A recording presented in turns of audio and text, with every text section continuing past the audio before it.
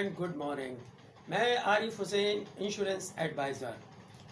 साथियों, मैं आज आपके लिए एक नई स्टोरी लेकर आया हूँ जो आपको इस बात के लिए प्रेरित करेगी कि बीमा क्यों आवश्यक है। साथियों, आपसे बहुत से ऐसे लोग हैं जिन्होंने म्यूचुअल फंड ले रखा होगा, बहुत से ऐसे लोग हैं जिन्होंने कहीं और निवेश कर रखा होगा, शेयर मार्केट में निवेश कर रखा होगा और प्लाट ले रखे होंगे और चीज़ें ले रखी होंगी। साथियों, लेकिन आज मैं आपको जो स्टोरी सुनाऊंगा उससे आप लोग सबक लेंगे और उससे सीखेंगे कि इंश्योरेंस क्यों ज़रूरी है।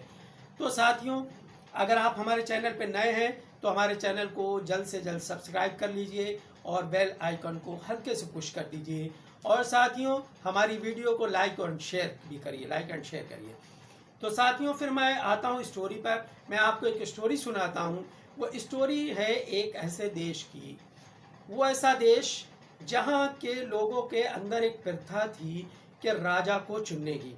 तो राजा वो इस तरीके से चुना जाता था कि वहाँ एक सारे लोग एक मैदान में इकट्ठा हो जाते थे और वहाँ पे हाथी जो था, हाथी अपनी सूंड में माला लेकर आता था और वो माला हाथी जिस व्यक्ति के गले में डाल देता था, जिस व्यक्ति के भी गले में डाल देता था, वो व्यक्ति राजा बन जाता था। साथियों, फिर उस राजा के साथ एक नियम था कि वो राजा बन तो जाएगा, 5 साल तक पूर्ण रूप से वो राजा रहेगा उस देश का, लेकिन उसके बाद जब वो राजा 5 साल का वक्त अपना समय पूरा कर लेगा, उसके बाद फिर उसे घने जंगलों में अपना जीवन व्यतीत करने होगा। आखिर का अपना सारा जीवन उसे, लास्ट का अपना सारा जीवन उसे घने जंगलों में व्यतीत करना होगा।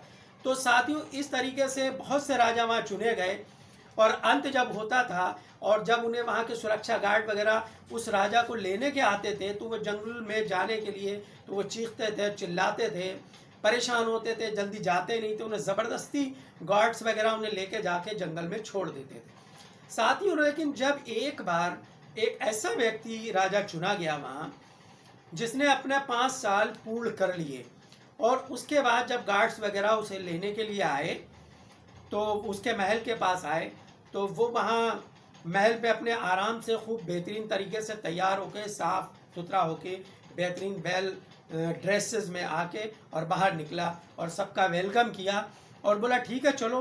तो वो लोग बोले, उन्होंने देखा, बड़ा उन्हें ताज्जुब हुआ, वहाँ के गार्ड्स वगैरह उसे पकड़ने लगे ले जाने के लिए। तो वो उन गार्ड्स से बोला, नहीं मुझे पकड़ो मत, मैं चल रहा हूँ तुम लोगों के साथ, मुझे कोई परेशानी नहीं, मैं चल रहा हूँ। तो सब लोग, सारी पब्लिक जो इकट्ठा थी, बड़ा वहाँ ताज्जुब में हुई और कि ऐसा क्या है। सब लोग तो चीखते थे, ये क्यों नहीं परेशान हो रहा, जबकि इसे अपने आखिर का सारा जीवन एक भयंकर जंगल में गुजारना है। लेकिन खैर, वो वहाँ से चल दिया गार्डों के साथ। आखिर में जाके जब शहर के निकास पे पहुँचा, शहर के निकास पे, वहाँ पे जब गार्ड्स वगैरह ने, दूसरे गार्ड्स आते हैं जो उसे पकड़ के ले आते हैं, उन लोगों के पकड़ना चाहा, लेकिन उसने कहा नहीं मैं चल रहा हूँ तुम लोगों के साथ, आखिर क्यों तुम लोग मुझे पकड़ रहे हो। तो वो सब बड़ा ताज्जुब में। तो फिर वो चलते चलते उन लोगों ने पूछा, मैं आपसे एक बात पूछना चाहता हूँ, मुझे बड़ा ताज्जुब है कि जब भी मैं किसी राजा को ऐसे पकड़ने के लिए आता हूँ तो वो बड़ा चीखते हैं, चिल्लाते हैं, परेशान होते हैं, लेकिन आप तो बड़ा खुश हैं, ऐसा आपने क्या काम किया, मैं इसका राज जानना चाहता हूँ। तो उस व्यक्ति ने, उस राजा ने उन लोगों से कहा कि देखो भाई, जब मैं 5 साल के लिए राजा बना तो मुझे ये पता था कि मुझे 5 साल के बाद अपना जीवन भयंकर जंगलों में गुजारना है। अब मैंने उन 5 सालों में अपने उस आखिर के जीवन को गुजारने के लिए इन 5 सालों में तैयारी शुरू कर दी। तो मैंने पहली साल अपने मंत्रियों के ज़रिए, कुछ अपने खुफिया लोगों के ज़रिए उन जंगलों के अंदर सफाई अभियान चलवाया और वहाँ मैंने जंगलों में साफ़ सफाई करवाई, अच्छे अच्छे फल फ्रूट के पौधे लगवाए, पेड़ लगवाए और जंगल को, नदियाँ, वहाँ पानी का इंतज़ाम बढ़िया करवाया। और उसके बाद फिर मैंने सेकेंड ईयर वहाँ अच्छा महल बनवाया और कुछ गांव जैसे बस्तियाँ बनवाईं और वहाँ लोगों को बसाया। फिर मैंने उद्योगपतियों को बुलाया, स्कूल वहाँ खुलवाए, हॉस्पिटल्स खुलवाए और उद्योगपतियों को बुलवाया और उनसे कहा आप इस बस्ती, इस जंगल के अंदर निवेश करिए, वहाँ फैक्ट्री लगाइए, वहाँ उद्योग लगाइए और बिजली वगैरह का प्रबंध करिए। तो साथियों, वहाँ उसने कहा कि मैंने इस तरीके से उस जंगल को बेहतरीन शहर से भी अच्छा रहने लायक बना दिया। मैंने इन 5 सालों में अपना पूरा निवेश उस तरफ किया ताकि हमारी आखिर की ज़िंदगी सुविधापूर्वक, चैनपूर्वक व्यतीत हो। तो वो सब बड़े हैरान हुए और उसने कहा कि इसलिए मैं तो निश्चिंत हूँ, अब मैं अपना आखिर का जीवन बड़ा ही चैन से और सुकून से गुजारूंगा।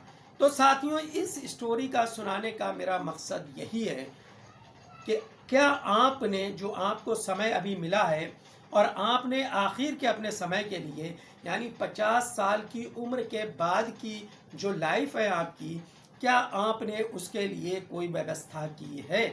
क्या आपने उसके लिए कोई ऐसा शहर बनाया है? क्या आपको जो 50 साल के बाद जिस जंगल में आपको रहना है, जिस माहौल में आपको रहना है, उस माहौल को आपने अपने अनुकूल रहने के लिए बनाया है? तो साथियों, उसको अनुकूल बनाने के लिए आपको अभी से इंश्योरेंस की पॉलिसियां लेने पड़ेंगी। आपको अगर आप चाहें तो जीवन बीमा LIC का कोई पेंशन प्लान ले सकते हैं ताकि आपको 50 साल की उम्र के बाद पेंशन मिलती रहे और आपका जीवन सुखमय व्यतीत हो। या फिर आप कोई एक मुश्त प्लान ऐसे ले सकते हैं कि 50 साल की उम्र के बाद आपके पास 50-60 लाख या 20-30 लाख रुपया आ जाए और आप उसके लिए आप जो हैं अपना जीवन उन पैसों से सुखी और वैभवपूर्ण व्यतीत करें। तो साथियों, इसके लिए अधिक से अधिक जानकारी के लिए आप हमसे हमारे नंबर पे कांटेक्ट करिए और हमसे पॉलिसी के बारे में अधिक से अधिक जानकारी लीजिए और अपने जीवन को सुखमय और वैभवपूर्ण बनाएं। और साथियों, इस वीडियो को देखकर आप इस पे विचार ज़रूर करें, गौर ज़रूर करें। इसी के साथ जय हिंद, जय भारत।